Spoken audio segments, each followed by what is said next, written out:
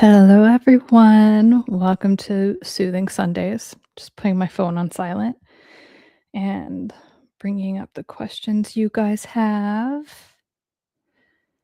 Um, and on Soothing Sundays, we go over a nervous system regulation technique for the week for you guys to incorporate throughout the week.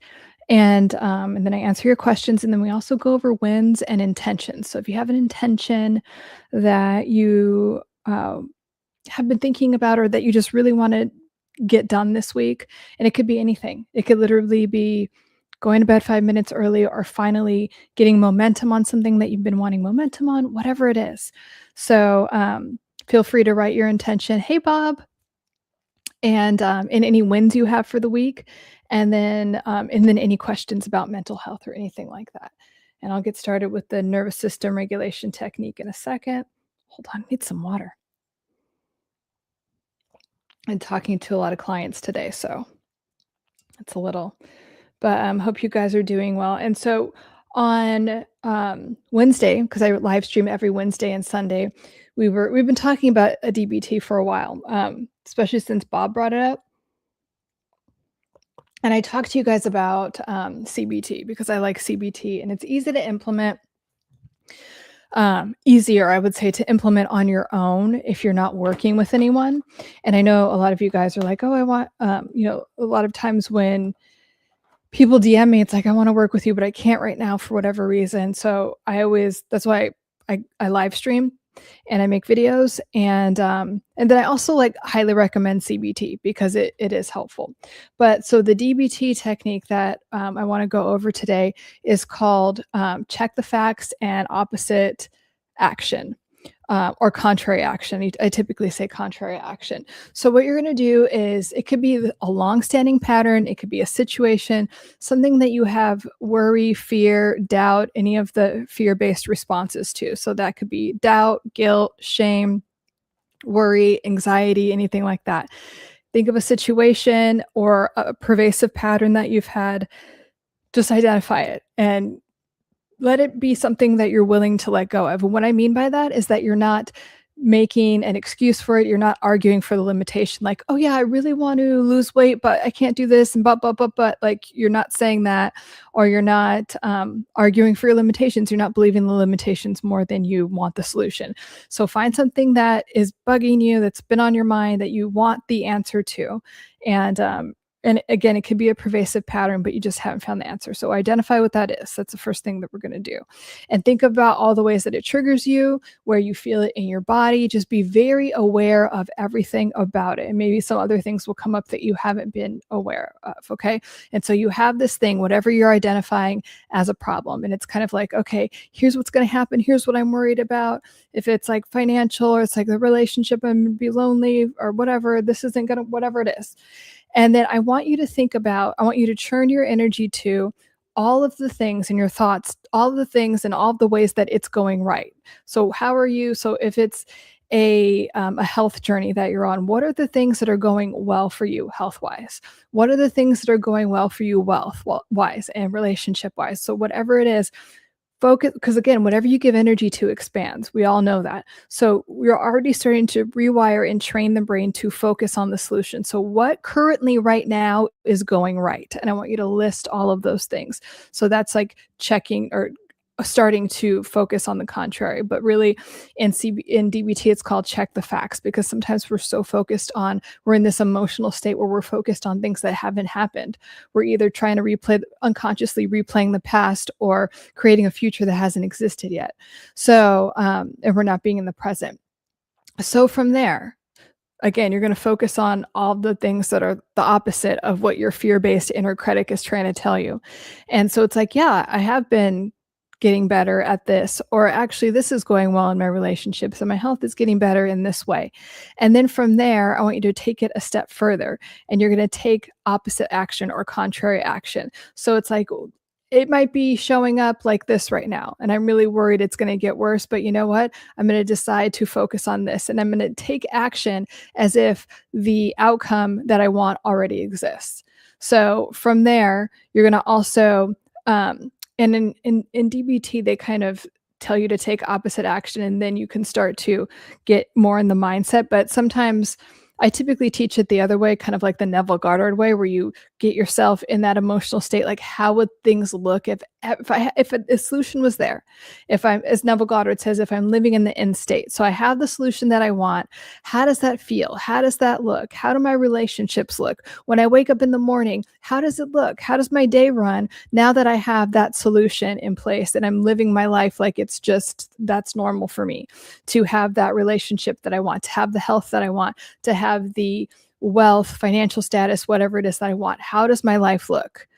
And then from there, again, we want to take action from there. So you're not taking action from a fear-based place. And I know that's really, it can be a little like, create a little bit of cognitive dissonance. Like, what do you mean? This is what the facts are right now. You want me to act like this? Yes. Yes, sir. Yes, ma'am. I want you to act like this. I want you to act and perceive and think and feel from a place in your life that the solution has already occurred, and it will. You know, in quantum physics, we call it one thing.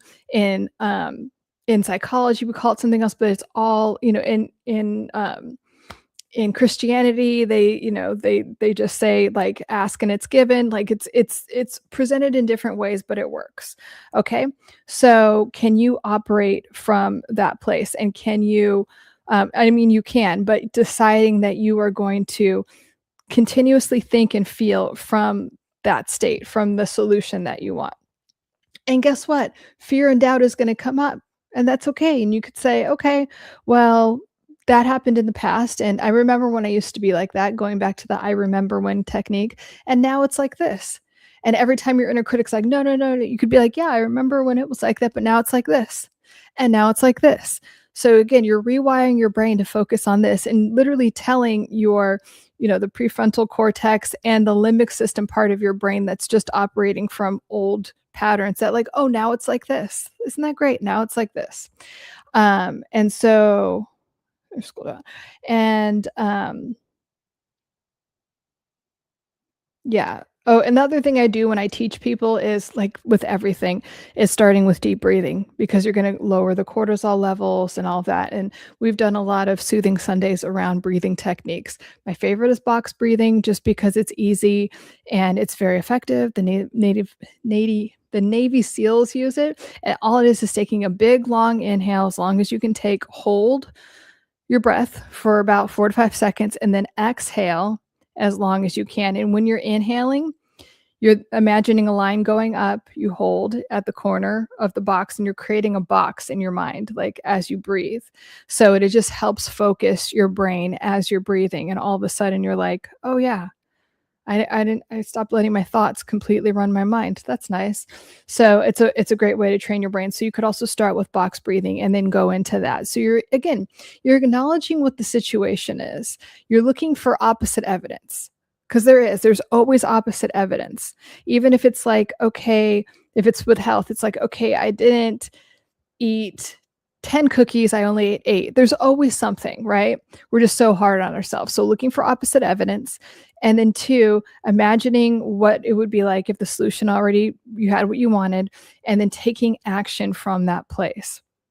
Now in DBT, they tell you to go right into action. So you could start taking like any type of action. You can just, like, if it's a health thing, drink more water, go to bed earlier. If it's a money thing, I really think with money, it's really important to say to yourself, I already have whatever I want in my bank account. I'm telling you, I've done this a lot with people. You don't need to work harder. And that's true with anything, even if it's with your health. You don't need to work out for 3 hours a day. You need to tell the cells in your body that you're healthy and your metabolism runs really well, and that you're getting healthier and healthier every day. Just like the Silva method, which is another method I love, invented by Jose Silva. It's like one of the things after every technique and before and every time you wake up, it's like every day in every way I'm getting better and better. Every day in every way I'm getting better and better. And if you tell yourself that, guess what's going to happen? You're going to get better. So remembering to do that is the most important thing with any of this. You tell yourself that first, and then you'll naturally take action. You'll naturally attract circumstances that are just in alignment. And it's really nice. Let's see. Hi guys. Hi Fresh. Um, let's see.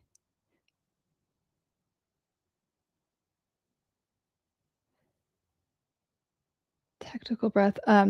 Nice. I like meditation. Yeah, meditation is a great way to rewire your brain. We've done that for some soothing Sundays, and really with meditation, never be intimidated by it. Some people are like, "Oh, I can't meditate because it's all complicated and I can't sit there." You could literally do a 30-second meditation and rewire your brain and regulate your nervous system. And then as you get used to it, you like it. You can just drop into it. And I always say meditation is like psychological and emotional hygiene and spiritual hygiene, whatever your spiritual orientation is.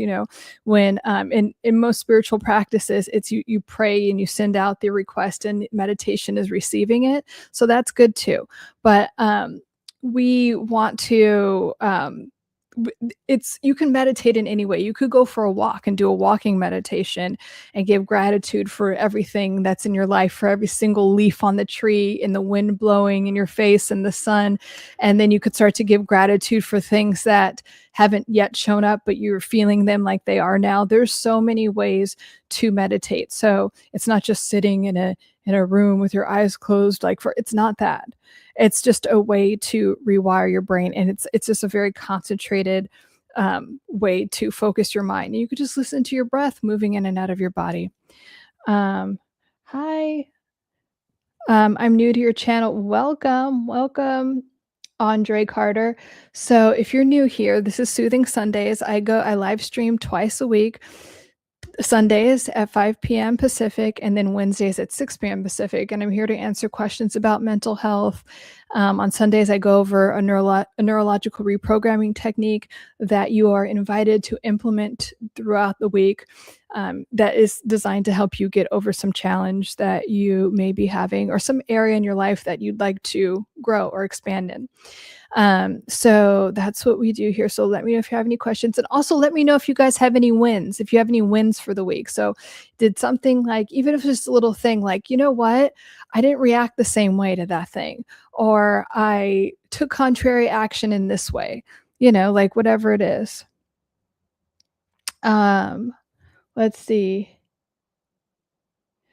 Esoteric breathing techniques. I mean, like, a lot of esoteric breathing techniques are just now normal breathing techniques. Like in yoga, they call it lion's breath, or the whole inhaling, two sharp inhales and an exhale. A lot of them, they come from yoga traditions, but my favorite, I do like box breathing the best, and then esoteric breathing, I do like the two sharp inhales in and the exhale out. I forget what it's called in yoga, or the lion's breath, where you take a deep breath in and then you stick out your tongue as far as you can and then exhale. And that's also because, when you stick out your tongue for a long amount of time, it actually regulates your nervous system.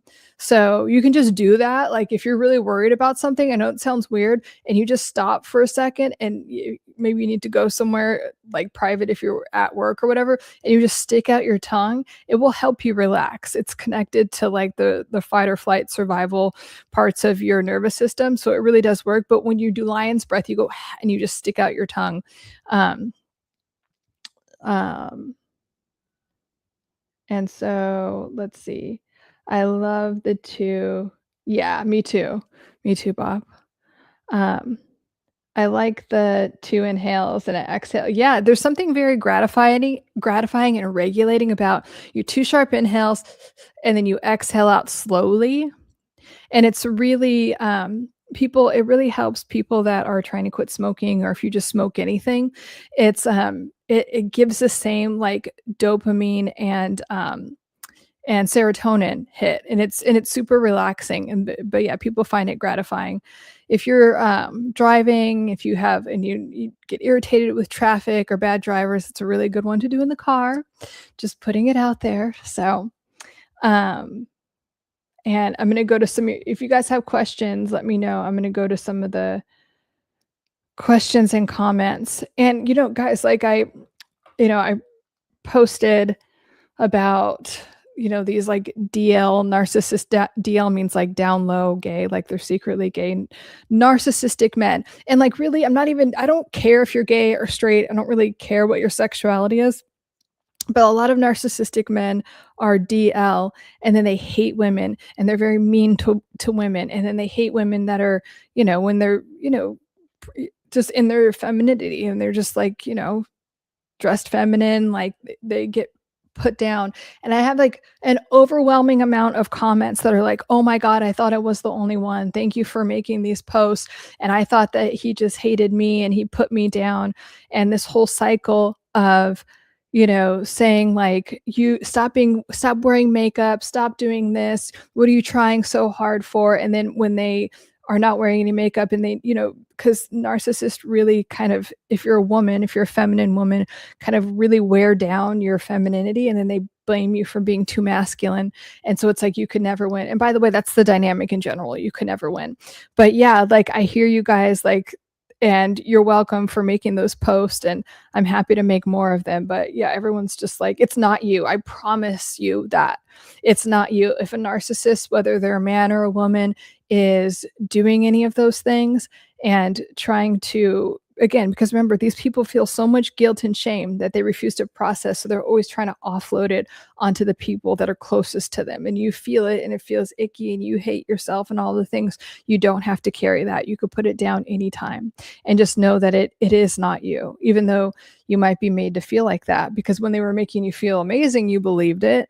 But then they're trying to put you, it has nothing to do with you. I promise that all of that projection has nothing to do with you. And by the way, let's say if you're in an intimate relationship with someone and they actually didn't like something that you were doing or something, that you have healthy conflict resolution and healthy communication around that. You don't put someone down and make someone feel like utter shit because of whatever. So there's a big difference, because then that's another thing. I have so many clients, especially when they first come to me, they're trying to get out of this abusive relationship.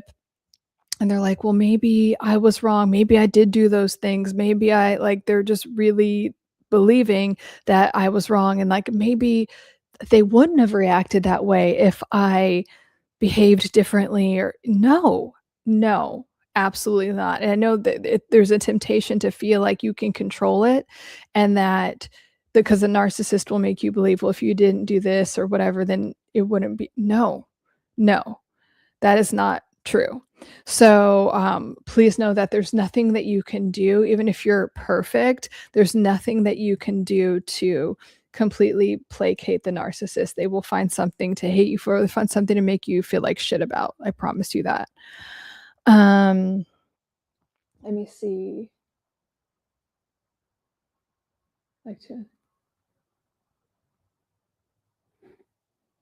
That short genuinely had me dying. Yeah. Like, I mean, it's like ridiculous. Like when you get to a place where you've healed enough, you can laugh at those things. And that's why I try to add a lot of humor to, even though I'm talking about serious things, to a lot of these things, because I promise you will get to a place where you laugh about these things. And I love when I get to that place with my clients. I'm like, when we're just like laughing, I'm like, remember when this was like the end of the world to you, or you would put up with behavior like this, and now you're at a place where you're laughing. Like, isn't that wonderful? Hi, Miss Priya.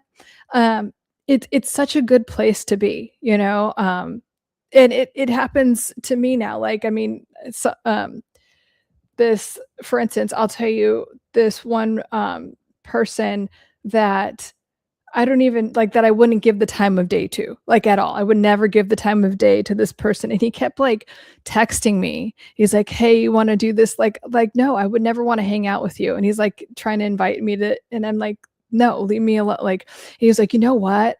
You're just like, you think you're cute. You're not even in my league. This guy is like a loser. He has nothing going on for him. Like, and doesn't, like, there's no redeeming quality. Let me put it that way. And he's telling me like that I'm dumb and ugly and all these things. And I'm like, sir, you're talking about yourself. But there was a time where that would have like upset me. And he's like, yeah, we're not even in the same league.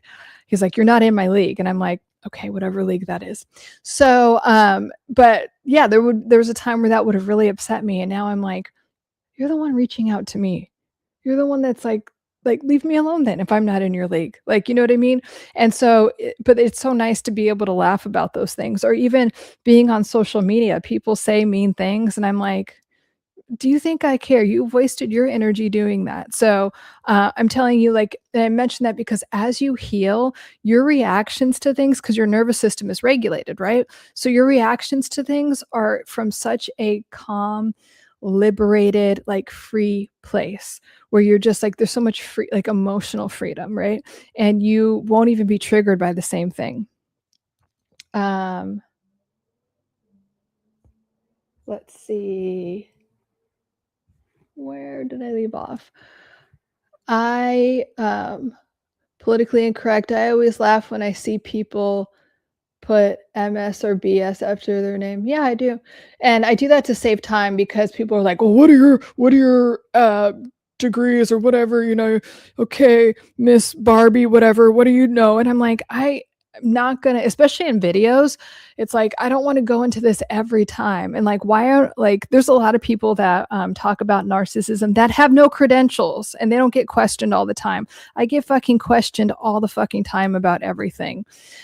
So for whatever reason, so I just put it there so I don't get 10 extra comments about like, how are you qualified to talk about? First of all, I'm fucking qualified to talk about it because I want to, but and I'm coming from my experience. Like again, Liz, the wizard Liz, who like she has millions of followers and has no, and by the way, she's like 23 and she's giving all this fucking toxic advice and people are like worshiping her.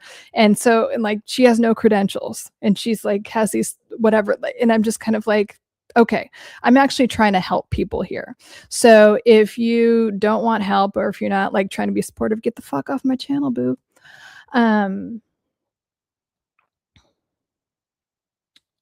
Let's see. Miss Priya, I had a friend keeps wanting to rescue me or frame things as helping me, but it feels like a control tactic. Yeah, you were mentioning this and it's like, and I don't know exactly what you mean by rescuing. Like, is it like, well, you need to take my advice because I know better type of thing? And there's a difference between helping and then rescuing is like it can be a form of control. Like, here, I will take complete control of the situation because you're in this bad situation, but you better listen to me.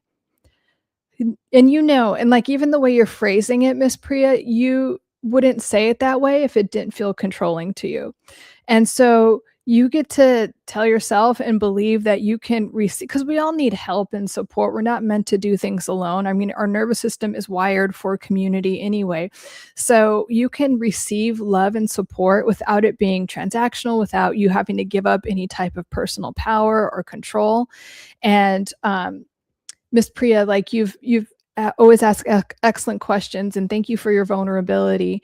But yeah, that's something that I think you and you've mentioned that this comes from, you know, some of your parental stuff. So it's like you can receive love and support without losing your personal autonomy, without losing who you are, or it's not like this transactional thing like, hey, I'll give you some type of love and support, but now I own you and now I control you. That's not real love and support. Does that make sense? Let's see. Yeah, like fucking chill. And by the way, if you're like so smart, like I mean, if you're in aerospace, go fucking, I don't know, build a rocket and shut the fuck up or like or participate in a nice way. Like we're all nice people here. Um keep it to mental health related. Yes, exactly, Bob. Thank you, Bob, for that. So let me go to some of the comments here. And some of them, like when I was talking about the DL stuff, like you're gonna have to just read the comments because some of them are like, yeah, it's interesting what some people put up with in their relationships, and we've all been there. We've been in a toxic relationship, but you know, my point is that for you to know that you're not alone. Um, Yeah, and like this person wrote, like real intimacy comes from regulating and co-regulating. So, and I should make more, when I'm co-regulating, first of all, is when you are with someone else and you guys help each other regulate in a healthy way. So it's not like this codependent thing where like, I need you to do this thing to make me feel okay. That's not what co-regulating is. And people get it really confused. That's why I always just call it healthy conflict resolution. But co-regulating, especially if you're in a healthy relationship, co-regulating is a wonderful technique. And you could literally, there's a couple different forms of it, but if you are in a healthy relationship, you could co-regulate just by laying on the couch with someone, and that feels really comfortable and nice. And maybe if your partner has had a hard day, you can just hug them or like cuddle with them and like not say anything or give them a massage or something. So, and they could do that for you and vice versa. So that's one way of co-regulating. And the other way to co-regulate is healthy communication. It's just healthy, whatever it's about, but especially if someone has a need that's not met, whatever it is. It could be like, hey, I need you to communicate more with me. Hey, I need you to make a plan around something or be consistent around this. Or can you have a different reaction that, like, if you're always getting angry, can we work on your anger and I'll work on my reaction, so you're co-regulating in that way. And so, and anytime there's a conflict in a relationship, it's not just about that thing. You probably have a history with it that you associate with abandonment, and that person probably has the same thing. It's just being expressed in a different way. And so you guys both have an opportunity to heal that and regulate yourselves in that. So you stop identifying with, oh, this thing means I'm getting abandoned, or this thing triggers rage in me because of whatever history you have with that behavior or situation or pattern. So those are two important ways to co-regulate. And that's not just with a romantic partner. You can do that in friendships. You can do that in work relationships. Your work relationships, even if you work for yourself or whatever, the relationships that you have that are like unresolved wounds will show up in your work, in your family, in your friends, in your romantic partner. So just keep that in mind. Okay, let me scroll up. Oh, hi, little terabyte. Nice to see you again.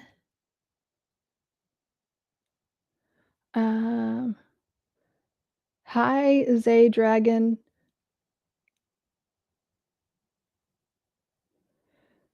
Welcome. Yes, welcome. Back rooms and about mental health. Yes. Is it what? Is it little? I haven't seen it yet, but I love the internet lore on it. Or is it lit? Is what lit? Oh, Backrooms is about mental health. Oh, got it. I haven't seen it either. It's so good. Backrooms is good. Okay. I'm saying that so when I look at the transcript later, I'll know to check it out. Let's see. Where did you learn about the super stuff, and how are you able to articulate human emotions, needs, and worries so succinctly? How did I learn about the super stuff? And how are you able to articulate human emotions and needs and worries so succinct? I think anyone can learn to, I mean, this is my profession and I love doing it, but you could learn to communicate and understand and be aware of your um, emotions and whatever's on your mind, your thought patterns. I don't even like to call them like worries, but like, because people over identify with the word worry and they really think that like they are their fears. So if you say like, oh, I have this thought pattern that's not serving me, that I'd like to change because I want peace to be my baseline state, peace and joy. What if those were like the states that you primarily lived in? But you learned how to succinctly do them by just being aware of them, and working with a therapist or a coach helps a lot, and just always working on your self-awareness. And again, I really just think it's a form of emotional and psychological hygiene. You take a shower, you do all these other like hygiene things, you might as well do the internal hygiene. So that's part of it. And then it becomes really easy to understand yourself and how you feel and express it succinctly. Bob, I have to try to make some time to go see. Yeah, to go see it. PhD, right. You're right on advice. Hi, Charles. Space-time entanglements. I like that name. You have a marvelous therapeutic voice. Oh, thank you. Just listening to that voice takes you out of a bad mood. Oh, thank you. Are you doing what you're doing? Thank you so much. I do feel like I'm doing what I'm meant to do, and that feels really good. That is one of the things, if you listen to my content, like I'll sporadically do content about that. Like your desire, whatever's in your heart, is meant for you to have. I don't care if it's like making baskets that you sell on Etsy. I don't know why that came to my mind, but like it could be anything. Like if you have a desire, it was placed in your heart, in your consciousness for you to express to the world. Like you were supposed to be a channel for that. And one of my favorite things when I watch people heal, like people come to me because they're in the thick of it. They're in some shitty ass relationship. And, we get over that. Like we've dismantled all those patterns, healthy relationships come in, but the healthiest relationship is the one that they have with themselves. And they're like, what am I doing at this shit job? I actually want to do this. And they go after that. And like, I watch them, it's just like the most rewarding thing to watch people do that for themselves too, to watch them step into whatever they want to be, do, or have, right? That's because that's what you came here to do, is live that out, live your purpose out. The Backrooms movie. Sorry, I went off topic. No, you're fine. You're fine, Bob. Little Terabyte. No, let's see.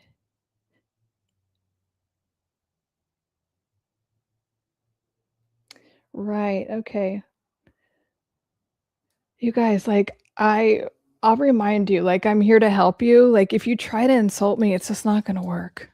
So nice try, but actually gonna delete your stupid comment. Let's see.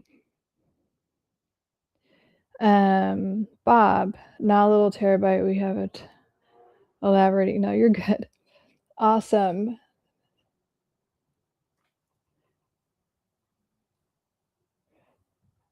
Did I miss Scotty? I don't see anyone named Scotty. Miss Priya, my win is removing myself when I feel an interjection is an interaction is turning into one side needing to dominate over the other. Yeah. And we went over Jade on Wednesday. We don't need to justify, argue, defend, explain. And it is really sad when some people don't want a resolution. You're thinking like, oh, we're not seeing eye to eye, let's talk about it, and then they don't want it. That's something that is overlooked in terms of like, that's a dynamic that you have to grieve sometimes when you love somebody or you invested energy in them, and there's some because in any dynamic, healthy conflict resolution is going to happen, and they don't fucking want it. They just it's like it's my way or the highway, or they actually like the drama of it, and you end up exhausted, and it's just like, you know what, I just got to walk away from this because it's not helpful to anyone. So proud of you, Miss Priya. That is a good win for the week. Anyone else has wins that they want to celebrate? Please let us know.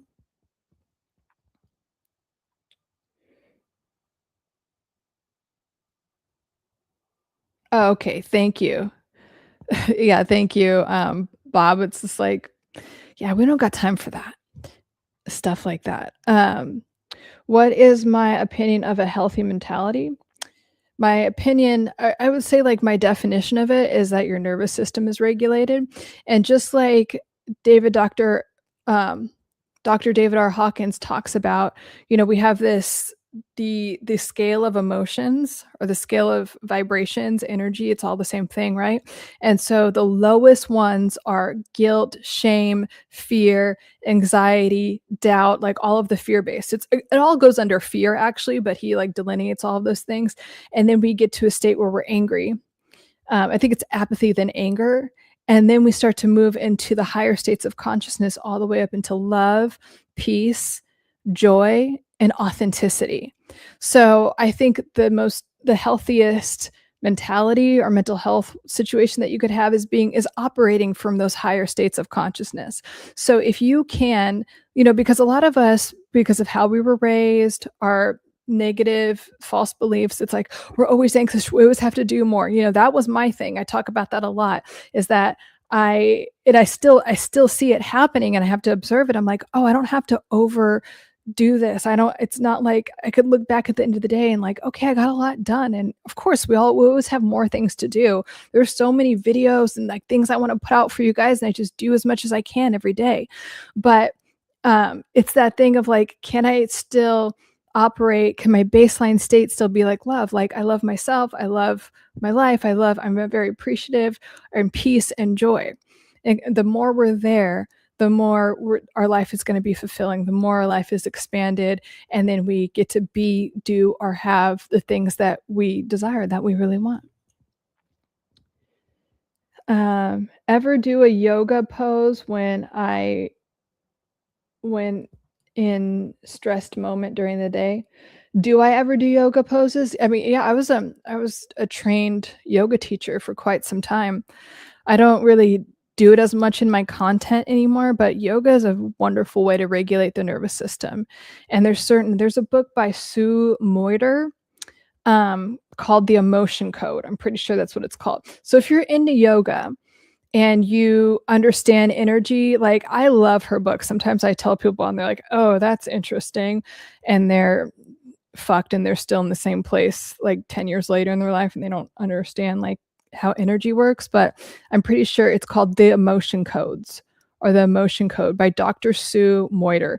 I was trying to look it up. I know I have it somewhere in my but she talks about how when she started to heal, because she was like having all these fucked up things, and she's a chiropractor, and she didn't understand, like, she was so exhausted, like everything, her relationship sucked.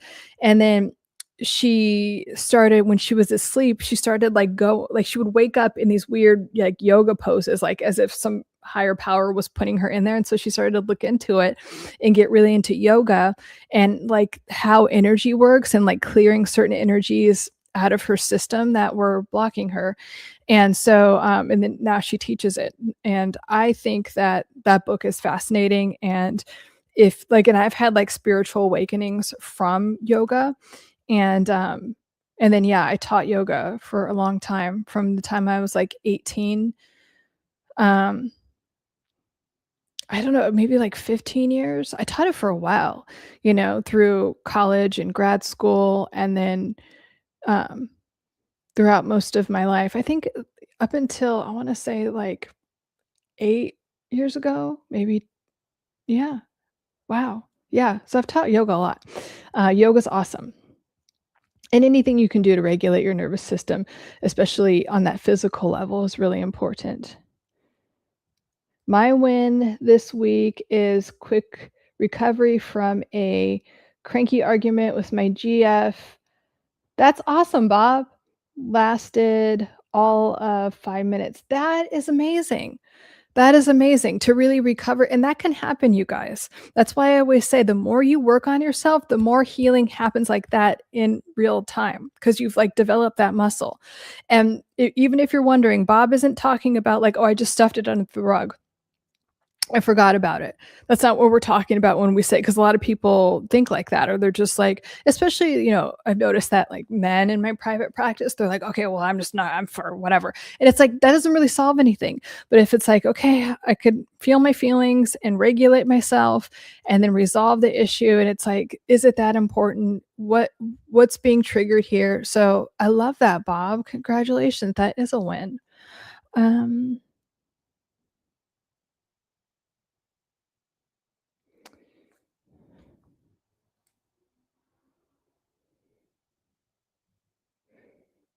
Yes, welcome if you're new.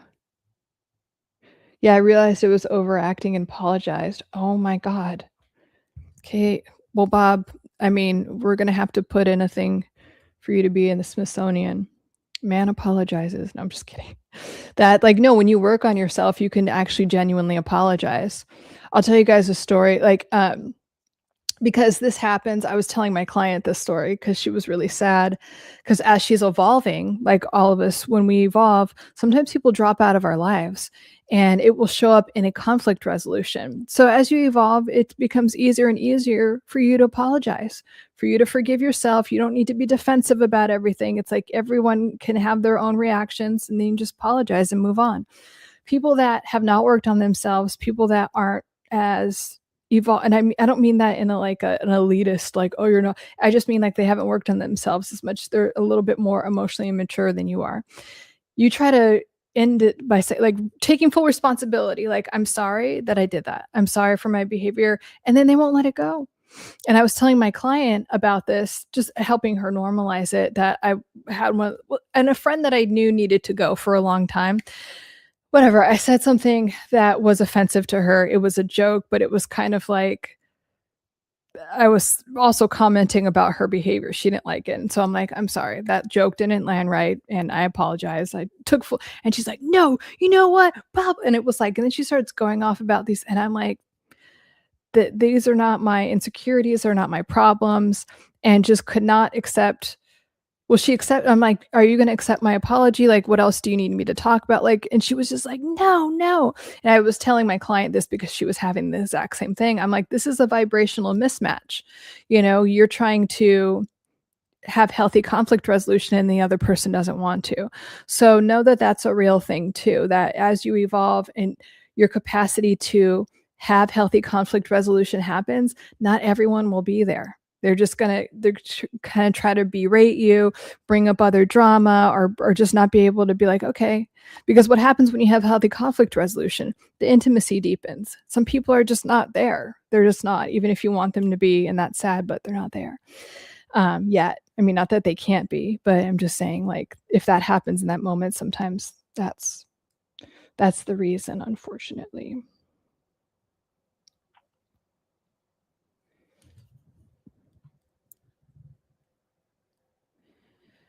My apologies. I tried to follow your response for your answer. A healthy mentality has something to do with high-low energies, and also something about me knowing myself. Yes, it's about you knowing yourself, and it's about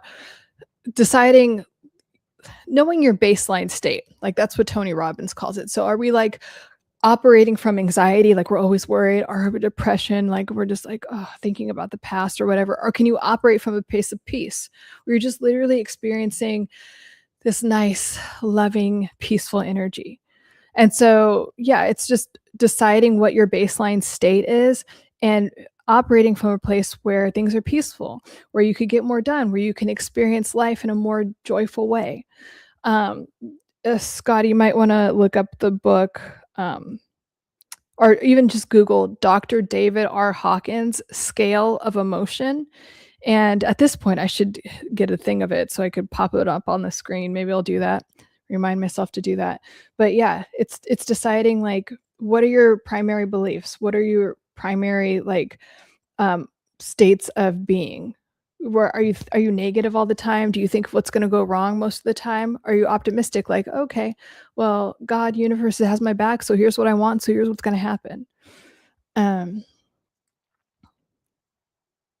Miss Priya, do narcissists and other personality disorder types influence others to gang up? Yeah, it's gang up or bully on you is what Miss Priya is asking. Yeah, it's called smear campaigning, and yes, that is one of their tactics. When they feel like they can't control you, they try to control everyone around you to, like, gang up on you, because again, they think from this place of like, you're not on my side, so you must be against me, like everyone's against me. Yeah. So, oh yeah, mob you, like, it does feel like that. And so yes, that is what happens. And you have to decide that if someone can be influenced by a narcissist or whatever without knowing your side, without like knowing your heart, or knowing, then leave them alone. And like, they're narcissists and other personality types like to use people as pawns. They see everyone as pawns to get what they want. They don't care about you. They don't love you. They don't whatever.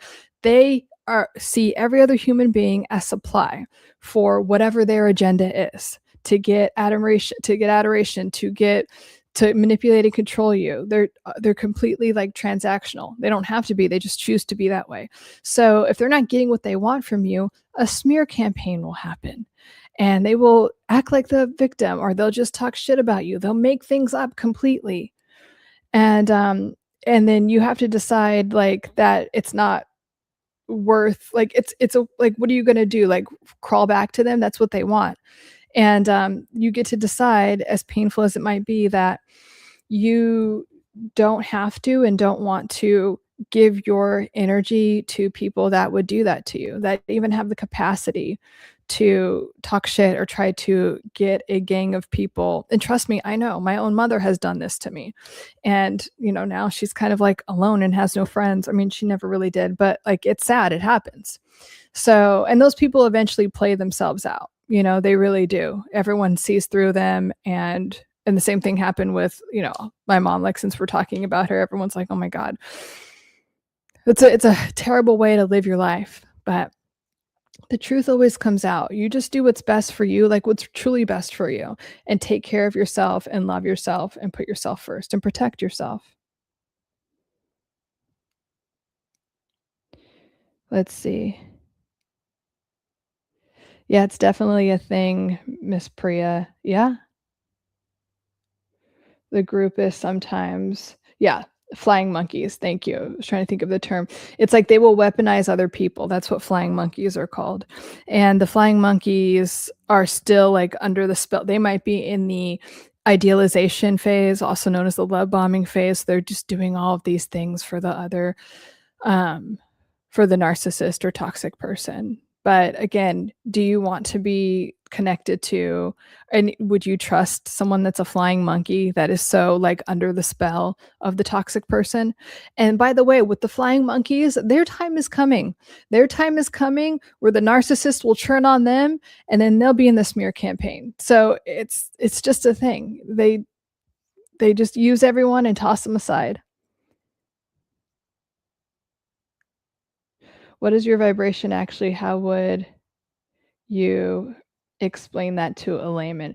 So your vibration, so everything is energy. Like, think of it like this is like completely scientific. Everything on like the most subatomic level is energy, right? This cord has a certain vibration to it, and in vibration, and also energy can't be created or destroyed. It can be transmuted. So like this cup of water can, if I put fire under it, it's going to turn to steam. If I put it in the freezer, it's going to turn to ice. Nothing, it just transmuted into other energy. Okay. So that's the first thing. So when I'm talking about your vibration, it's where you, it's expressed, or we can identify it through our emotions. So how you respond to something. So for instance, like, I'm operating from a state of peace, right? Like, I'm in a very peaceful state. I'm very, I've done a lot of work to know that, like, I'm a good person, all of these things. So I could open up my, what is it? This Instagram, and someone will be like, oh, you ugly cunt. I'm not good. I don't think I'm an ugly cunt. So if someone writes that about me, I'm like, thanks for letting me know, buddy. Like, I don't care, right? Now, if I had lower self-esteem, or if my vibration was coming from a place of fear, like I constantly lived in fear and shame, I'd be like, why did he say that about me? And see how I'm responding to the world in a different way.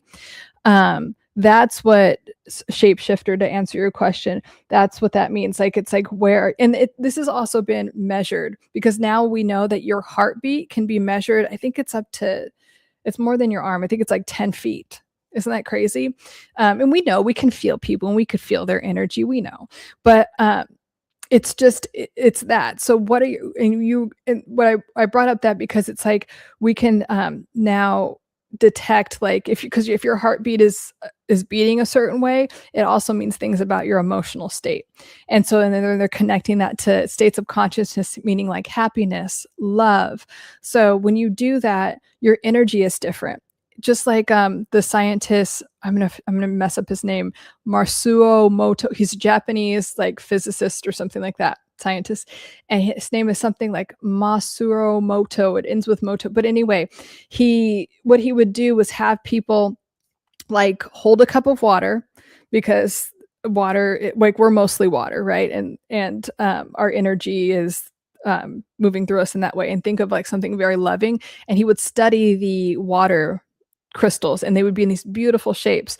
And then he would think of like, he would have people think of hate, or he would expose the water to like very thrashy, like discordant heavy metal music, and it looked all fucked up. The water crystals did.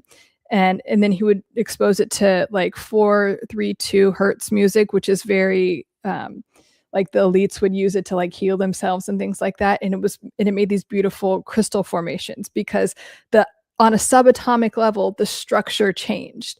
So does that make sense?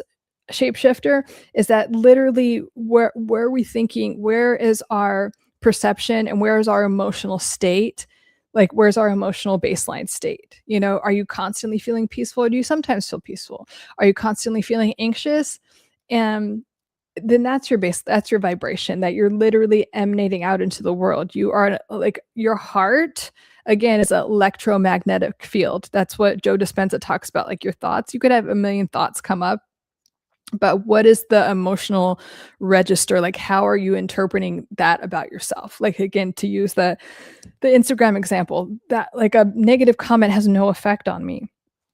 But depending on my worldview and where my vibration is, like if I'm anxious and have a lot of shame, that's going to affect someone differently. So that's what I mean. Does that make sense? Shape shifter. Let me know. Fresh. My default state is chill, but shortly after something pops out of the blue to test me. And it could, that's a wonderful observation, Fresh. So we have that. And it's like, okay, can you make the decision that my baseline state is chill? So when something comes up, it could come up and I could be like, okay, that'll get resolved. I trust that the universe or whatever, I trust myself that that's going to get resolved. And can that be your dominant belief? You know, I talk about standards and beliefs a lot. What is your dominant belief about yourself?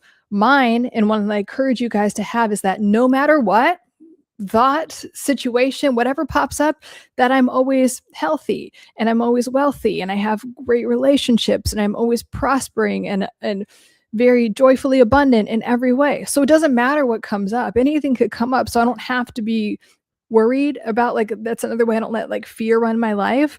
So my dominant belief is that no matter what, I'm always taken care of and things are always getting better in every way. Better and better every day in every way. Things are always getting better no matter what happens. It's all working out in my favor. That's why I make a lot of content about like things are working out in your favor. And I want you to believe that. The more you believe that, the more evidence will show up in your life. So, or what in quantum physics they call the 3D. Their 3D is what's happening right now. And whatever you believe is like a projection of it. So it's like your outside world is a projection of your thoughts. It's like like this movie called Your Life is just a projection of what your dominant beliefs are. So why don't, just for fun, why not change your dominant beliefs to like, okay, maybe in the past it was always this way, and like just be delusional. That's why you hear all that, because people that are the most delusional get what they want. They do. So why not try it? Scotty, so everyone has their own healthy mentality. There isn't just one. No, there isn't just one. And we're always evolving, right? So maybe like in the past you had really chaotic relationships and then they're getting healthier and healthier. So yeah, wherever you are that's good. We just always want to be evolving and trying to raise our level of consciousness and awareness to a place where like we're just constantly living in a state of peace. And I'm not totally there yet. There's certain things that still annoy me, and there's certain challenges I still have about like worthiness and all of those things, but it's being aware and constantly working towards them. Let's see. Stevens. Hello, I love your channel and how you help people with their, oh, thank you. Thank you. Yes, I'm here to help you guys with your mental health. Thank you. I appreciate it. Scotty, I was of the understanding that mentality is ever changing based off factors of the moment. Well, that's what I'm saying. It can be ever changing. We want to constantly evolve, like in an upward direction, but you get to a point where anything could happen outside of you and it doesn't change you. You're still solid and you're still peaceful. So yes, a lot of times we're reacting to the outside world, but we can be in the driver's seat and really have control over our lives by mastering our mind and not letting fear-based consciousness and fear-based emotions control us. Factors in the moment and reactions, what's considered, and the reactions are what's considered healthy or not. Yeah, but like, yes, part of that is true, but also if you're deciding that you're always at a baseline state of peace, then your reactions, so we're just working backwards a little bit. Yes, it's true, but your reactions are going to be different if you're in a fear-based state or if you're in a peaceful state. So yes, it's true, but do you see how I'm just adding that extra layer of like, if your state is at a certain place consistently, then the outside world is going to reflect that. And of course, yes, your reactions to things are going to match that. I love the flying monkeys term. Such a good, I know it is. I immediately think of like Wizard of Oz, but it is. It is a good term. The universe is a song. Yes. Stevens, I have been a licensed hypnotherapist for the past decade. I was hoping to start a channel. Do you think? Of course it's a good idea. Thanks again for all you do to help others. You're welcome. Yeah. And again, if it's in your heart, if you have a desire, if it popped into your head, it is. And I'm glad, thank you for asking. And I think that that's just a way to, get that. Sometimes we need reassurance. We need a sign. Of course, to start a channel. You could start a channel about anything. It's crazy the things people start channels about. And that, in my opinion, don't have a lot of value, but they still are popular because people are in their authenticity and just they believe that their channel is amazing for whatever reason. So yeah, like hypnotherapy can be very helpful. So I definitely think that you should do that. Yeah, start your channel, Derek says. Hi, Derek. Stevens, thank you, Derek. I appreciate you. I do it as an in-person practice. I'm hoping to definitely branch out online. You could help more people. I think so many people would appreciate that, Stevens. Sophagel is the name of the healing frequency. Yes. I never know how to pronounce that, but yes, it is. Sophagel, and binaural beats if are the two things if you look them up on YouTube. Delete that comment. There's definitely a space for, there definitely is. Yeah. Yeah, we'll be looking forward to your channel, Stevens. Or is it? Oh, I'm sorry, Steven. We'll be looking forward to your hypnotherapy channel, Steven. You could come in and tell us how it's going. Shapeshifter. Yes, it makes sense. Thank you. Metal music, one I can relate to. I never like listening to it, but when I do, my mind state changes. This is true. Yeah. Exactly.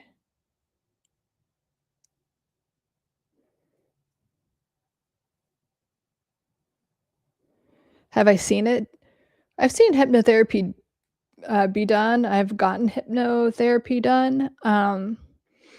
Yeah.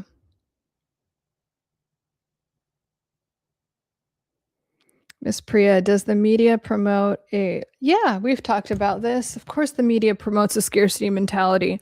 That's one of the things I really feel strongly about and I preach against because it's like of course they preach a scarcity mentality because then they can control you and make you think you need to buy shit that you don't need to buy.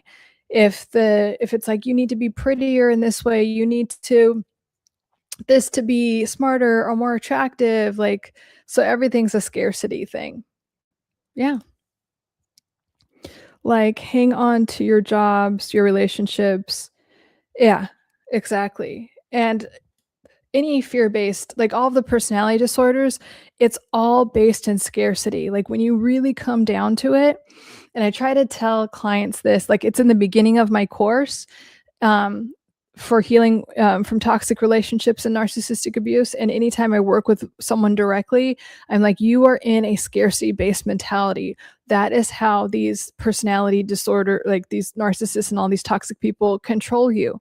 They make you feel less than and that you need them or any outside thing to be better, to be okay, to be accepted, to not be abandoned. Right. So it's like the complete opposite of no matter what, I'm always okay. So do you see how that's like a very different, powerful place to be like, no matter what happens, I'm good. I'm okay. So um, if you're coming from that place, and again, that's operating from a state of peace. And it's also operating from a state of like true authenticity. Because true authenticity doesn't need anything, it doesn't need to be performative, it doesn't need to do, you know, and a lot of people say that authenticity is the highest state of consciousness because it involves love, self-love. You're very much at peace. You have a lot of moments of joy. So it's like a combination of all the highest vibrational states. Um, Bob, I love metal. I feel like it gets a bad rap, but it's very cathartic and scene is and the scene is very kind. It definitely get you it definitely can get you worked up though, LOL.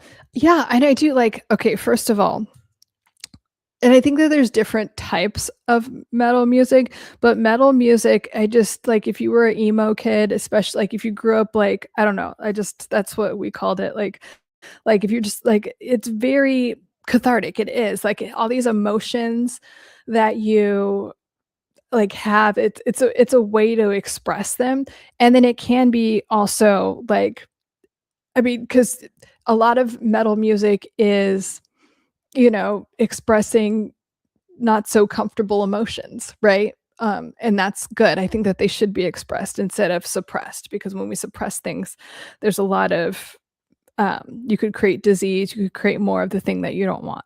So I do think that metal music is very cathartic and it could be a very big release. And I think like listening to it constantly can be, I don't know, it can be like if you look at it from a subatomic, like through water, it's a little jarred. But is it good to get those jarred feelings out and have that? Yeah, I do think. So I see both sides of it. But when they did that experiment, it's the water experiment. I'm not going to look up his name because I still won't be able to pronounce it properly, but it is interesting. But like for instance, like whenever like the emotion of hate is like it's always dysregulated, like more than like the crystal formations, more than metal music or even more than like sadness. But yeah, so we want to operate from higher levels of consciousness the most that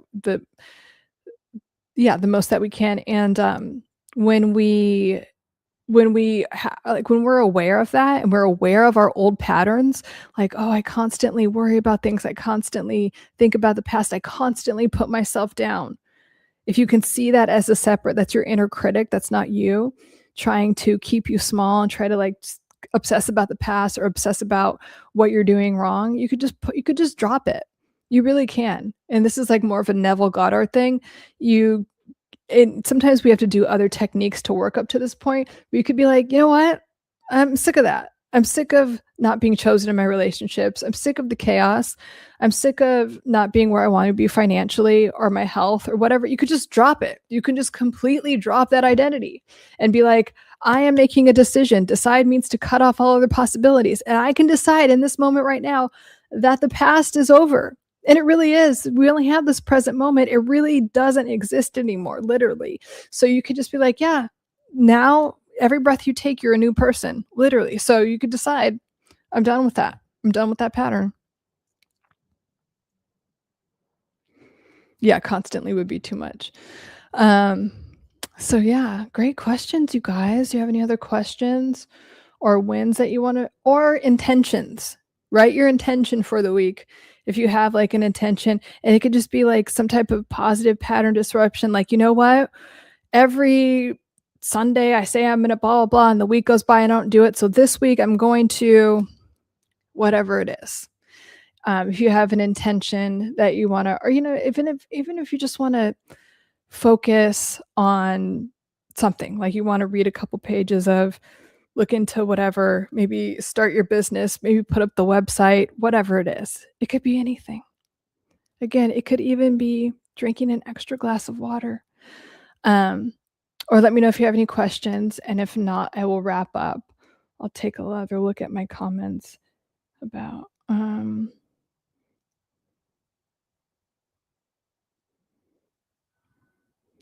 yeah, I'm telling you, if you I can't even I don't even wanna reread these, but some of these, again, about the DL narcissists, the down low gay guys, like, some of the stuff that these women found out about their husbands or boyfriends, it's entertaining. Um, let's see. My intention is to figure out why my ID hasn't arrived yet without getting mad at the oh, that's annoying. Yes.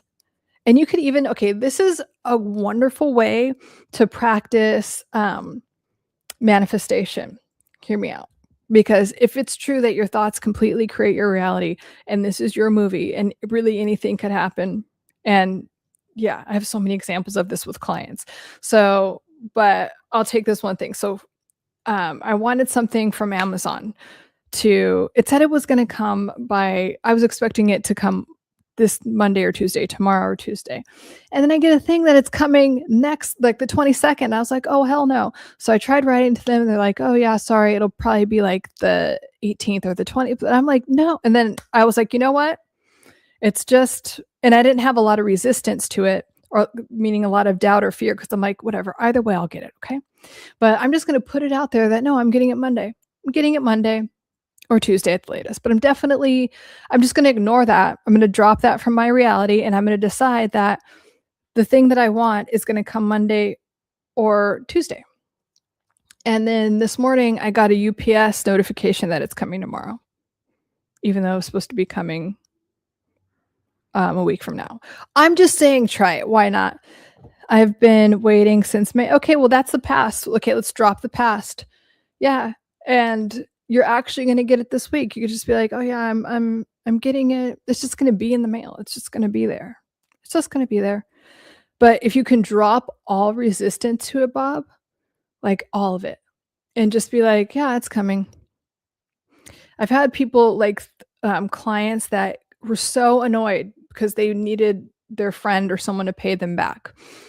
And it's like, oh, I just need you to pay me back. And then I'm like, hey, what if we just completely dropped it? What if we completely forgave them? And it's like, I want you to pretend like they paid you back, and you feel all the feelings of how it feels to pay them back. Every time I've done that, they get that the person's like, I'm so sorry here, and here's some interest from, like, it happens every time. It's technically a form of reframing, but it's like a little bit deeper. It's like also involving a lot of like energy, quantum physics type of stuff, where it's kind of like you can make that reframe and then create a new reality for yourself, where the thing you want just shows up and you don't have to worry about the how. If you don't worry about the how, so much of your life, because the how creates resistance and it slows down you receiving the outcome that you want. If you can control that, then things can just come in. Another good person for this is Kevin Trudeau. He was in like a secret society, you know, one of those secret societies, and where, you know, and he's like a billionaire, and he talks about like the most elite people like that run the world know these things, and they don't want, like, and I'm talking about like back like the Rockefellers, like all these, like since the beginning of time, wealthy people, the people that control everything, have known that the power of your mind controls your reality. And because there's no reason, like if you know about those certain families and stuff, it's like they had all the odds against them, right? And we're not talking about like British aristocracy where you're born into it or whatever. I'm talking about like the people that became like the wealthiest people, the families that run America, they all know this. And to this day, I mean, Mama knows a lot of wealthy people. And I'm not talking about like, oh, you're kind of rich. I'm talking about like centimillionaires and billionaires, and they all know this. And they're trying to keep it from people. But anyway, going back to Kevin Trudeau, he was in the Brotherhood and he left that. And he's like, I'm going to teach people what I learned in my secret society, and how you can control, get whatever you want in life, become very rich and all the things with the power of your mind. And his stuff's really interesting. He has a lot of stuff on YouTube if you want to look him up, Kevin Trudeau. But he's talking about literally what I just said. And I just add more like psychology framing to it, and sometimes bring in like the science aspect of it for people that's what I also like about Dr. Joe Dispenza, is he brings in a lot more of the science behind it. And it's really like, I already know that this stuff works, but a lot of my clients that are more, skeptical, I give them Joe Dispenza and it just clicks. Let's see, Brianna, my intention is to learn how to work around people that don't think in higher vibrations because it exhausts me. Yes, but it's more often meeting people instead of being alone. High vibrations are rare. Okay, Brianna, I love this comment, and I'm going to offer a reframe that will get you exactly what you want. High vibrations aren't rare. So that unconscious belief and conscious belief, it's conscious and unconscious. You're emanating out into the world that high vibrations aren't rare. You attracted this channel into your life. Like, we're a bunch of like high vibrational people. And I would start assuming that high vibrations are everywhere and you attract them because you're high vibration. Now, when you do that, I promise you your outside world will shift. Either you'll get a different position that's a lot better at work where there's a bunch of high vibe people, or the low vibe people will they'll leave, they'll quit, something will happen. But when you change your energy and your beliefs about your life and how the world reacts, or the world is, everything, like these dominant beliefs, whenever you change them, the world outside of you will change. So and the other thing I wanted to mention is that you said it was draining. So we have to protect when we are high vibe people, and I had this issue too. So like, you're not alone. When you are a high like vibrational person, or you're an empath, people can drain you, especially if you're an empath. So what we have to do is like energetically protect ourselves. And you could do that by like imagining a gold bubble around you. A really good technique, and it's going to sound weird. It might sound weird, but I promise you it works. I've had so many people do this, and they're like, and then they do it, they're like, oh my God, wow, that worked. When you are around like a low vibrational person, imagine a mirror, a one-sided mirror that's reflecting, like the reflective part is facing them. So anytime they're doing the thing, they're just looking at themselves. Imagine that in your mind and just see what happens. But anyway, we don't let anyone take our energy. Your energy is yours and it's precious, and you don't let anyone drain it. So you get to decide that, like, I'm protecting my energy. My energy is precious and no one gets to take it away from me. I'm not allowing it to drain me.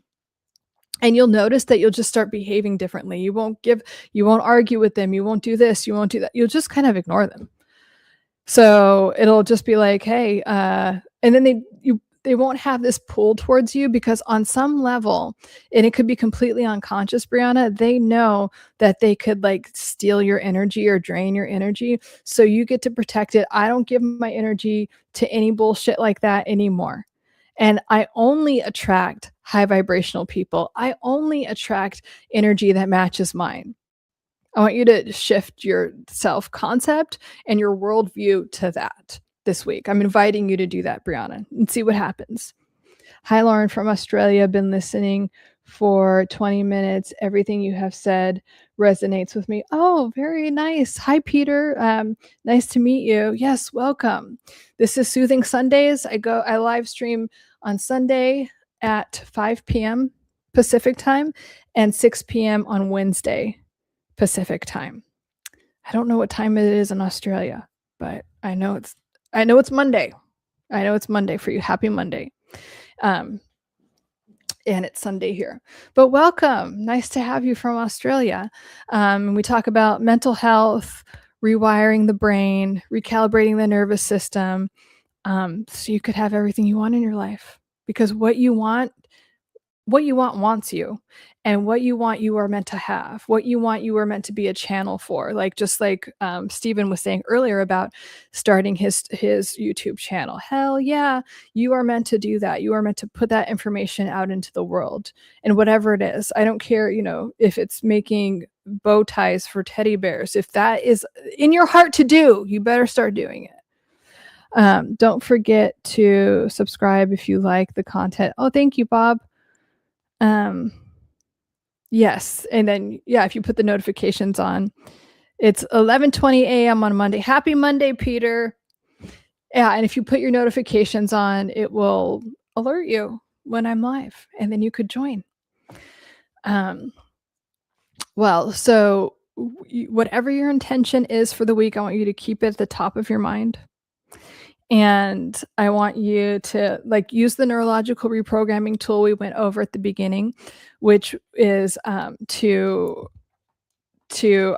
focus. What is it called? Sorry, I have to go back to my notes because I don't really teach it anymore, but I just naturally. But if you look it up, it's called check the facts and opposite action. And or what I call contrary action. So contrary to what you would normally do, you're going to decide to think this way about it, and you're going to act from this place as someone that has it. So it's not like, oh my God, I'm stressed about money. Oh my God, I'm just this multimillionaire where money is always easy. And so how would you operate from there? You'd probably be really chill. You'd probably be okay, in a really great creative flow state and enjoying your life. See the difference? So we're operating from those states of consciousness. Well, great questions, you guys, and nice meeting a lot of you new people. Great questions and comments. And I will, unless anyone has any other questions related to mental health or anything, I think I'm going to wrap up. Brianna, oh, I love that. Thank you. Oh, you're welcome. Good. I'm so glad that resonated, Brianna. I think that'd be a really and such a good reframe for you. And I promise you, your results. This is the one of the main things of my channel. I'm very passionate about this. Your mind is so powerful. And like Miss Priya was saying, the media doesn't want you to know that. The media wants you to be in scarcity. It's like you need all these outside things, and the world sucks, and all this. No, the world doesn't suck. You are the main character of your life. It's your world, baby. This is your video game, and you could have whatever the fuck you want. So we just need to reframe it. And so that reframe that I was also talking about, that's just more of an abundance mentality, right? There's tons of good energy. If I'm high vibe, there's a ton of people that match my energy. And by the way, I live in a state of abundance, so everything matches my energy. I get I'm not just giving out all this positive vibes. No, I get that back. We also have to receive what we give out, right?